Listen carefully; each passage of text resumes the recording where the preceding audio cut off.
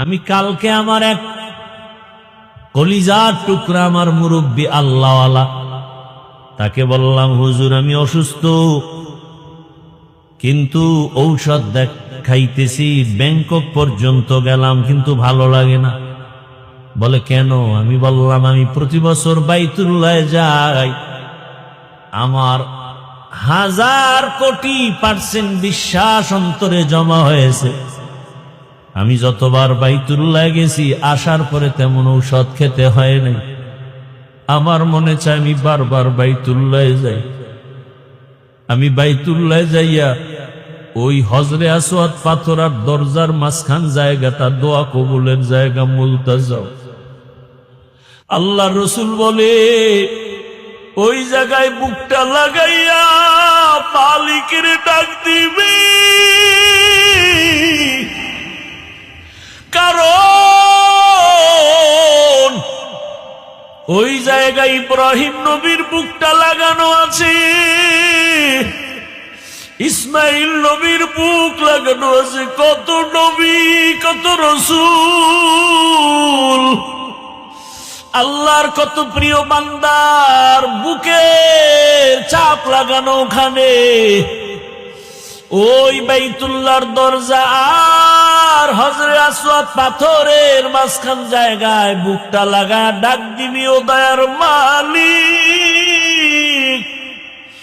আমারে এমন রোগে পাইছে যার ঔষধ নাই, তুমি মুক্তি করে দাও। আমি খোদার কসম করে বলি, এই 2-3 বছর আমি বাইতুল্লাহ যাইয়া আসি, আমার ঔষধ খাওয়া লাগে না, তেমন অসুস্থ হই না। কিন্তু আমার মনে চায় আমি ব্যাংকক পর্যন্ত ঘুরেছি, আর জীবনে কোথাও ডাক্তার দেখাইতে যাব না।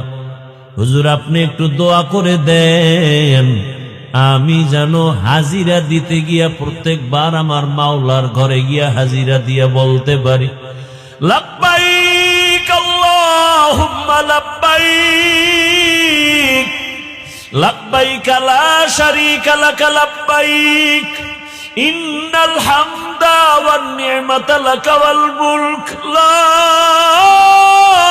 শারীকা লাক। ও বান্দরবন জেলার টাকাওয়ালা, ও ধনী ব্যবসায়ী বাবারা, চাকরিজীবীরা, কিসের টাকার ধান্দায় পড়ে আছো? ওই বাইতুল্লাহ যদি একবার যাইতে পারতা, দেখতা কি মজা। ওই বাইতুল্লাহর সাথে একটু যদি বুকটা লাগাইতে পারতা, বুঝতা কেমন মজা। এখন তোমাকে বুঝানো যায় না, টাকা আছে, কত গরিবরা কাঁদে বাইতুল্লাহ যাবে, টাকার অভাবে যেতে পারে না। আর আল্লাহ তোমাকে কত টাকা দিয়েছেন, আমার জানা মতে কত ঢাকার হাজিওয়ালারা আছে, টাকাওয়ালা, নিজেও বাইতুল্লাহ যায়, রমাজানেও যায়, হজেও যায়, আবার শত শত গরিবদেরকে বাইতুল্লাহর উমরায় পাঠায়, হজে পাঠায়। আছে না নাই? ও যুবক, তুমি ভাবতেছো তোমার টাকা নাই, কেমনে যাইবা? 5 বেলার নামাজ পড়ে একটু মাওলারে বলতে থাকো, ও আল্লাহ তুমি বাইতুল্লাহ না দেখাইয়া মরণ দিও না।